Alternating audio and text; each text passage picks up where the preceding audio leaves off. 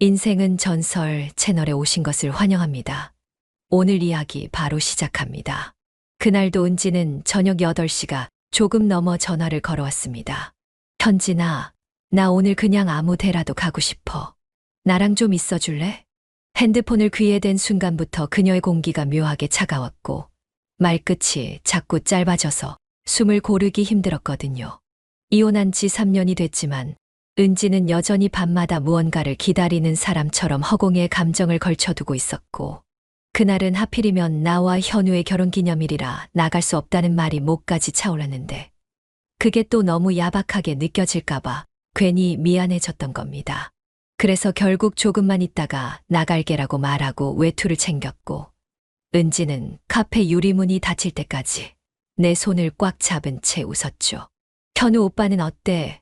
요즘도 그렇게 다정해. 그 말이 문제였습니다. 그녀는 남 얘기하듯 묻는 게 아니라 내 일상을 엿보는 사람처럼 물었어요.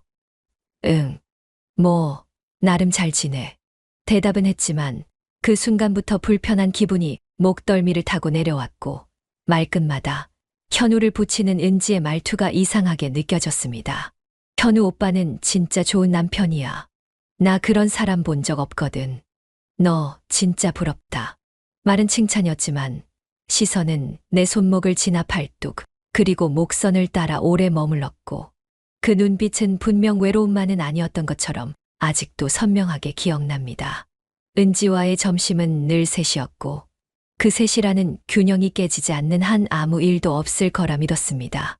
카페에 앉아 나란히 음식을 고르던 순간들, 서로의 취향을 얘기하고 서로를 소개하는 말들이 반복되며 어느샌가 셋은 익숙한 패턴을 형성했거든요. 현우는 원래 말수가 적은 편이지만 은지 앞에서는 묘하게 리듬을 조절했고 은지는 현우의 그런 호흡에 자연스럽게 끼어들며 대화의 온도를 높였어요.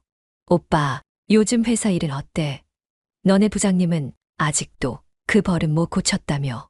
그 얘기 기억하고 있었네? 둘의 대화에 내가 낄 틈은 점점 줄어들었고 난 괜히 냅킨을 접거나 커피잔에 손자국을 문지르며 허공에 손을 두는 시간이 늘었습니다. 그러던 어느 날 은지는 내게 말했어요. 현진아, 오늘은 너 말고 너 남편이랑만 얘기하고 싶다. 그 말이 농담처럼 들리지 않았고 무엇보다 현우는 단 한 번의 망설임도 없이 그래, 뭐 잠깐 밥 한 끼는 괜찮지라고 대답했지요. 그날 저녁 나는 셋 중 유일하게 혼자였고 둘은 처음으로 나 없이 마주 앉은 채 식사를 마쳤을 겁니다. 휴대폰 화면을 보다 말고 손가락이 잠시 멈춘 건 문장의 내용 때문이 아니라 말투에 섞인 느낌 때문이었습니다. 은지가 보낸 메시지에는 단어보다 이모티콘이 먼저 눈에 들어왔고 흐흐 같은 건 평소 은지 스타일이 아니었거든요. 오빠는 요즘 잘 지내? 짧은 그 문장을 읽는데 오래 걸렸고 나는 스크롤을 위로 밀어 이전 대화까지 다 확인해 봤어요. 이전엔 늘 현진이는 잘 있어였는데 어느샌가 주어가 바뀌어 있었고 문장의 온도도 타이밍도 달라져 있었지요. 괜히 한 번 더 읽어보려고 문장을 길게 눌렀다가 복사 버튼을 누를 뻔해 손을 떼었고 그 순간 내 손가락이 유난히 식은 듯 차가워지는 느낌이 들었습니다. 무슨 일 있어?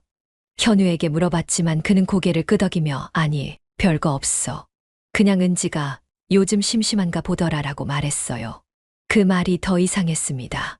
은지라는 이름을 부를 때마다 현우의 목소리가 낮아지고 눈이 피하는 방향이 일정했거든요.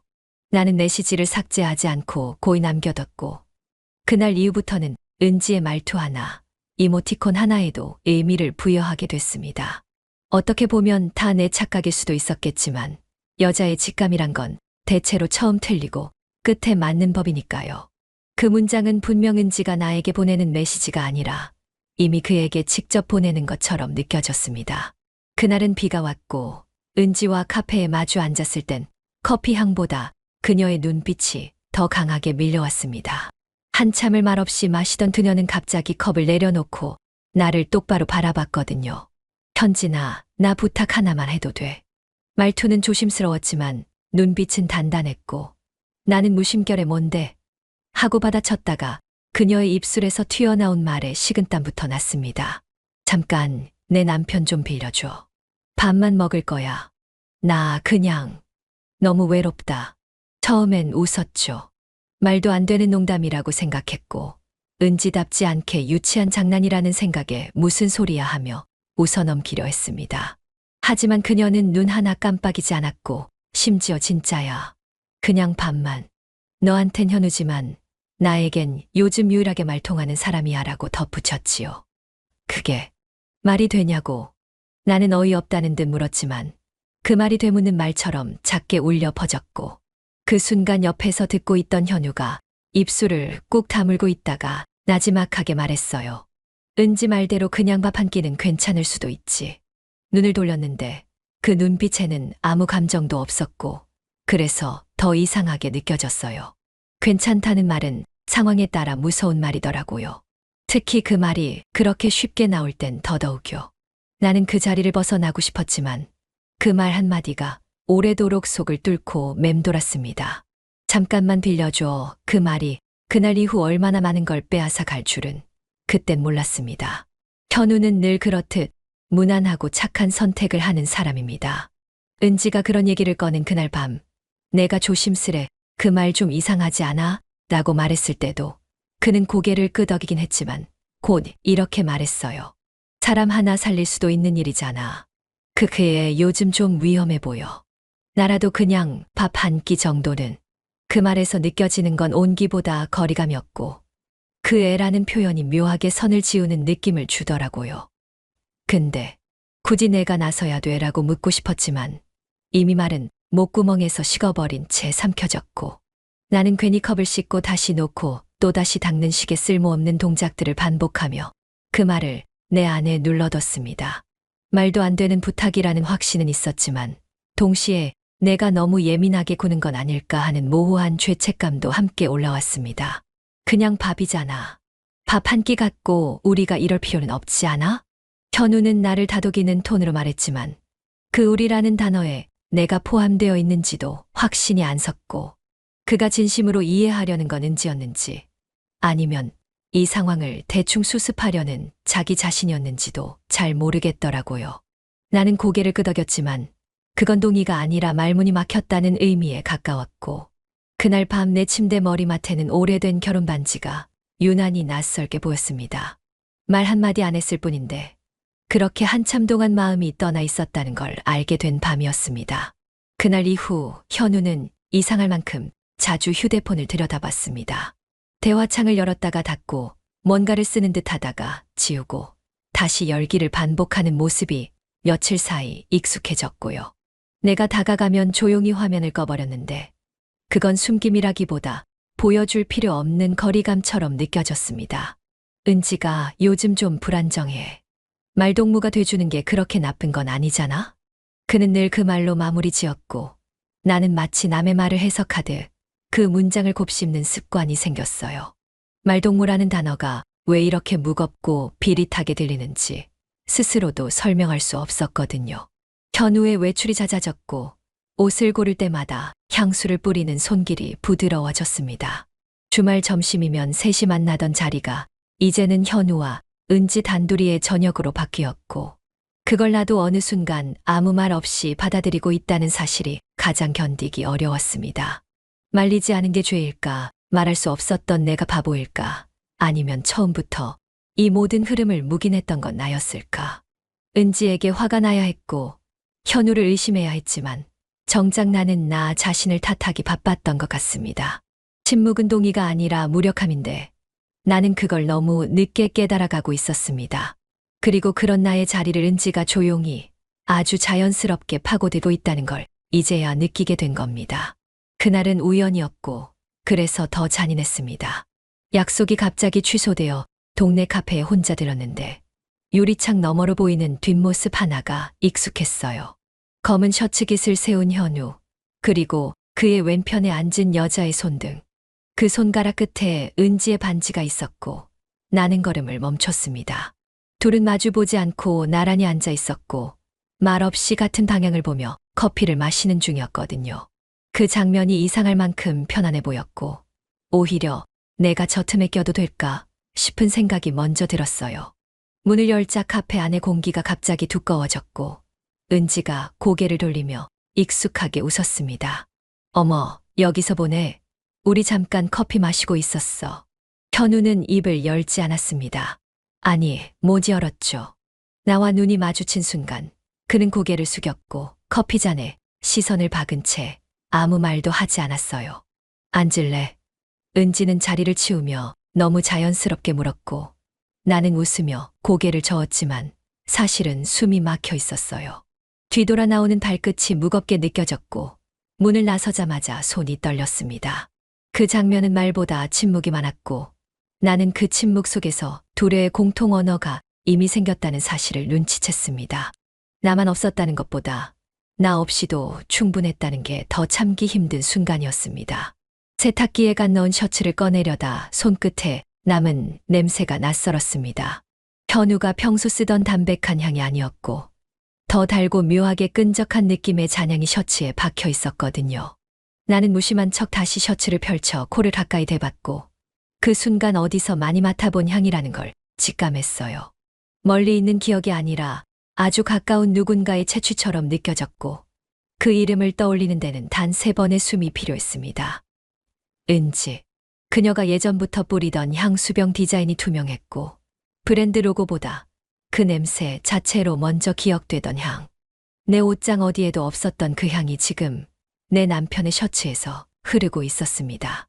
나는 셔츠를 2 손으로 들고 천천히 얼굴을 묻었습니다.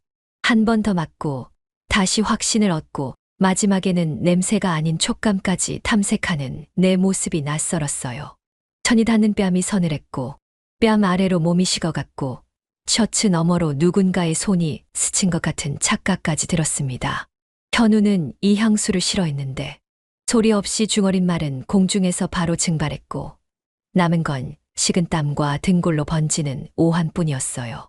그 셔츠는 방금 빨아야 할 옷이 아니라 내가 당장 벗기고 싶은 누군가의 기억처럼 느껴졌습니다. 그 순간부터 나는 현우의 냄새를 맡는 게 무서워졌습니다. 전화 버튼을 누르는 손가락이 묘하게 굳어 있었습니다. 이유 없는 떨림이 아니라 이미 마음속에서는 그 전화가 나를 무너뜨릴 걸 알고 있었기 때문입니다.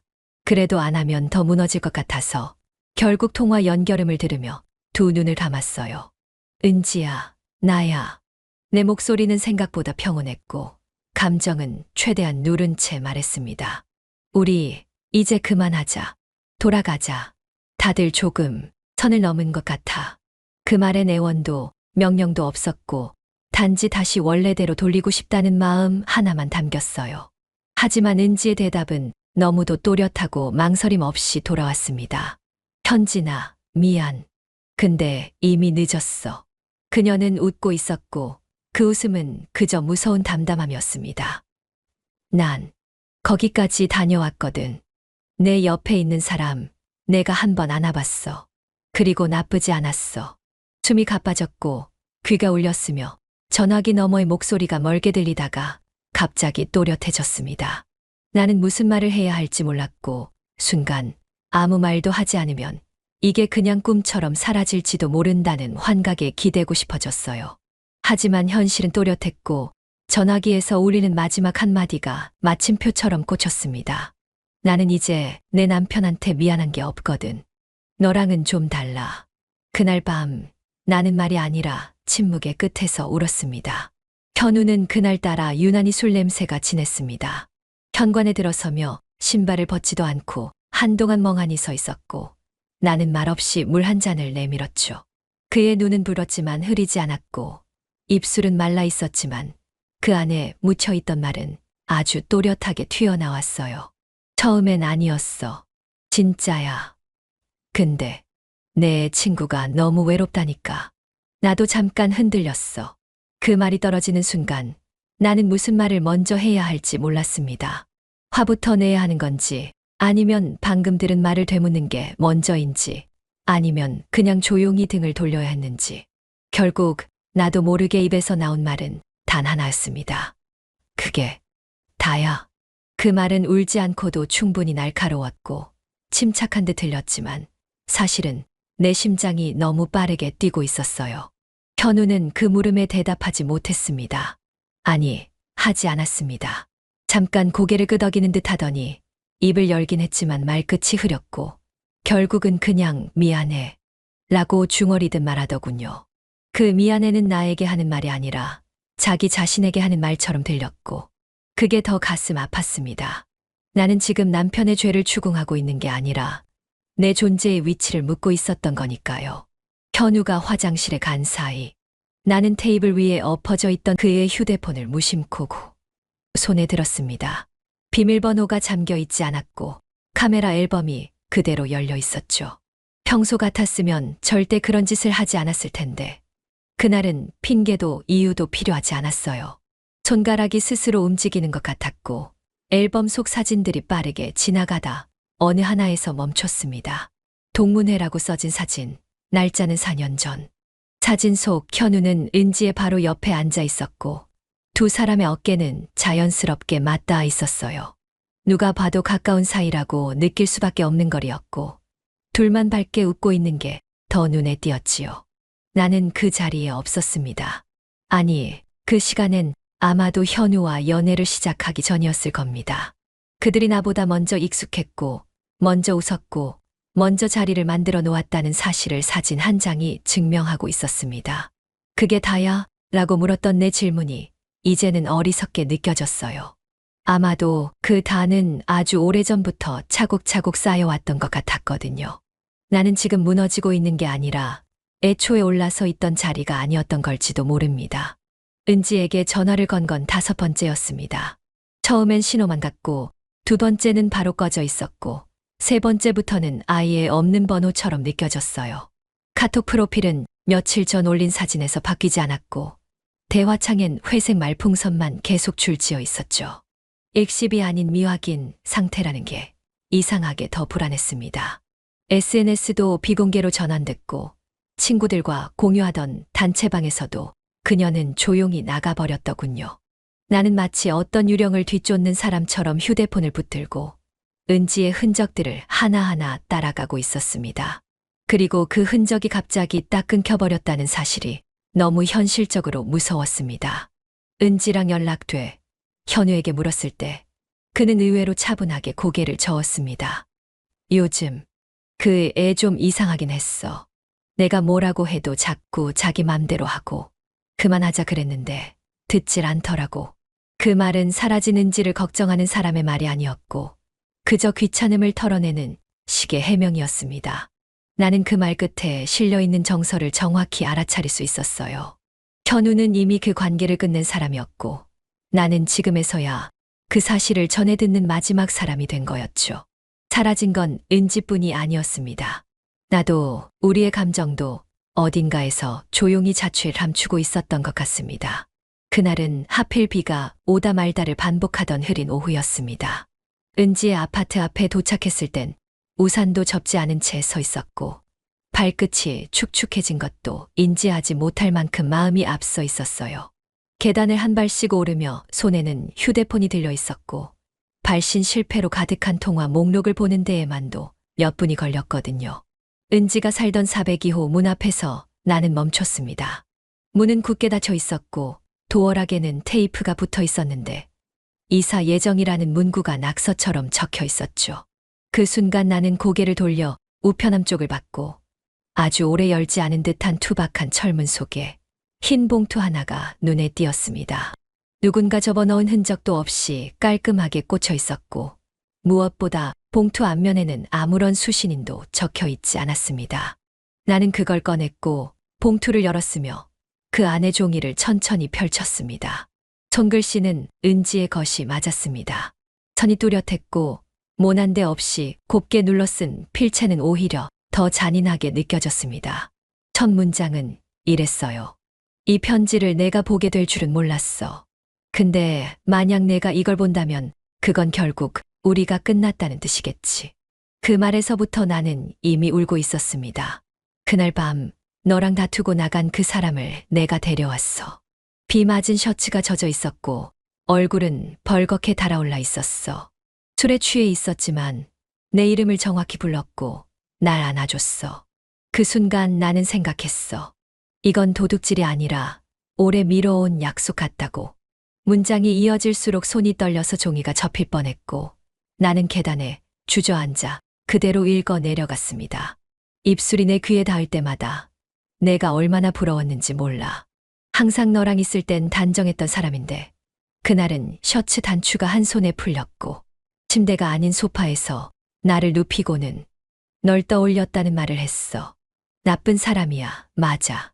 하지만 나는 그 말이 싫지 않았고 오히려 안도했어. 내가 너랑 싸운 바로 그날 그 사람 품에 있었다는 사실 하나로 나는 마침내 내 자리를 빼앗았다고 믿게 됐어.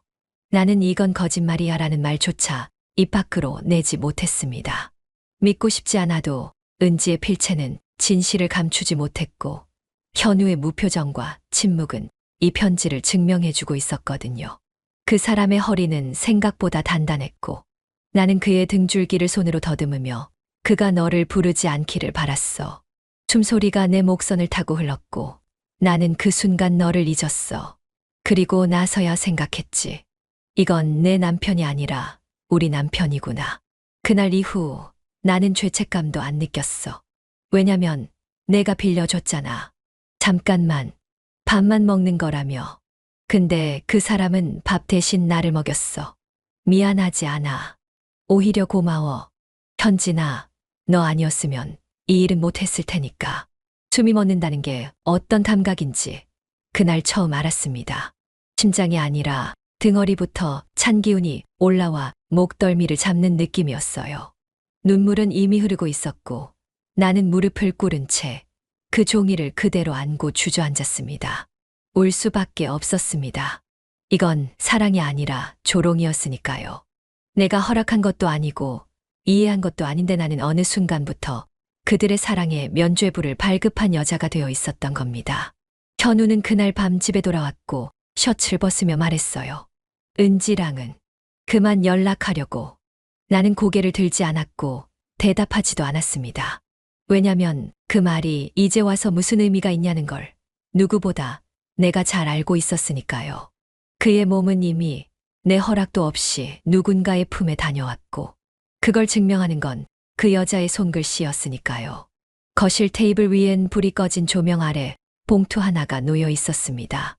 은지의 필체로 눌러 쓴 편지, 그리고 그 안에 담긴 한밤의 기록. 나는 그걸 조용히 현우 앞에 밀었습니다. 아무 말도 없이. 그의 손끝이 봉투에 닿자 순간적으로 멈칫하는 게 보였고 눈으로 읽기 전에 이미 그 내용이 무엇인지 알고 있는 사람처럼 그는 침묵으로 답했어요. 나는 더 이상 설명을 듣고 싶은 마음이 없었습니다. 다만 확인하고 싶었죠. 지금 내 앞에 있는 남자가 그날 밤 거기 있었던 그 사람이 맞는지를. 이게 다야? 목소리는 낮았고 부드러웠지만 끝에 걸린 떨림은 나도 막을 수 없었습니다. 현우는 고개를 숙인 채 아주 천천히 말했어요. 미안해. 난 내 친구가 그렇게 약한 사람인 줄만 알았어. 근데 말끝이 이어지지 않았습니다. 그 근데라는 접속사는 무언가를 이어줄 것처럼 보이지만 사실은 도망치는 문장의 전형이었지요. 나는 숨을 고르고 다시 물었습니다. 그날 사랑했어. 질문은 단순했지만 그 안에 담긴 의미는 단순하지 않았습니다. 욕망이었는지, 동정이었는지, 외로움이었는지, 아니면 진짜 사랑이었는지를 묻는 말이었으니까요. 현우는 대답하지 않았습니다. 입을 열지 않았고 고개를 들지도 않았습니다. 그 침묵이 전부였어요. 사랑했다고 말하면 용서받지 못할 테고 사랑은 아니었다고 말하면 비겁해질 걸 알았겠죠. 그래서 그는 그저 아무 말도 하지 않는 쪽을 택했고 나는 그 아무 말 없음 속에서 모든 답을 알아버렸습니다. 그 순간 나는 선택했습니다. 그를 용서하지 않기로, 그녀를 다시 부르지 않기로, 그리고 이 결혼을 더는 되돌리려 하지 않기로. 모든 사실이 드러난 후에도 우리는 이혼하지 않았습니다. 법적으로도 가족들 사이에서도 여전히 우리는 부부로 남아 있었죠. 현우는 여느 때처럼 출근했고 퇴근하면 식탁에 앉았고 양치 후엔 거실 소파에 앉아 뉴스를 봤어요. 나 역시 아침이면 답을 짓고 설거지를 하고 그의 셔츠를 다렸고 다림질할 땐 습관처럼 넥타이를 접어놓기도 했습니다. 하지만 그 모든 행동 속에서 우리는 서로를 보지 않았습니다. 눈을 마주치지 않았고 웃지 않았고 아무것도 묻지 않았습니다. 대화는 실용적인 단어로만 이루어졌고 웃음은 바람처럼 짧았으며 온기는 잊힌 지 오래였어요. 그날 이후 현우는 은지의 이름을 다시 꺼내지 않았고 나도 그를 추궁하지 않았습니다. 무너뜨릴 필요조차 없는 관계가 되었기 때문이겠지요. 그에게 더 이상 실망하지 않기 위해 나는 아무것도 기대하지 않게 되었고 그는 더 이상 나를 설득하지 않아도 된다는 편안함 속에서 살기 시작했습니다.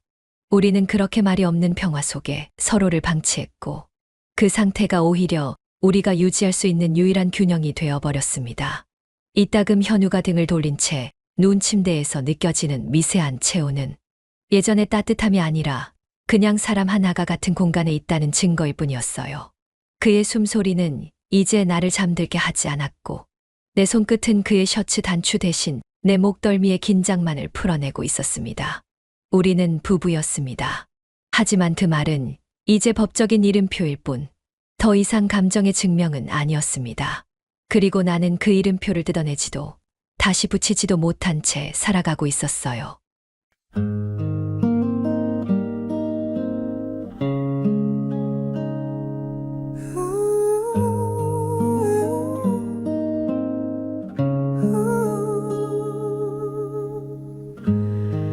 잠깐이면 된다고 밥만 먹는다고 너의 말 그 말에 내가 고개를 끄덕였지.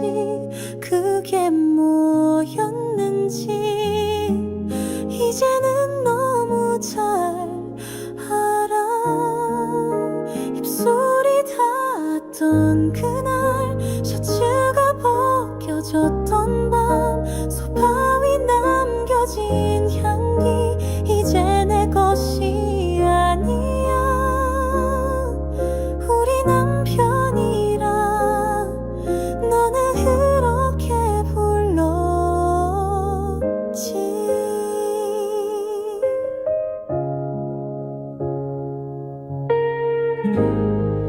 익숙한 그 셔츠엔 너의 향기가 묻어 모른 척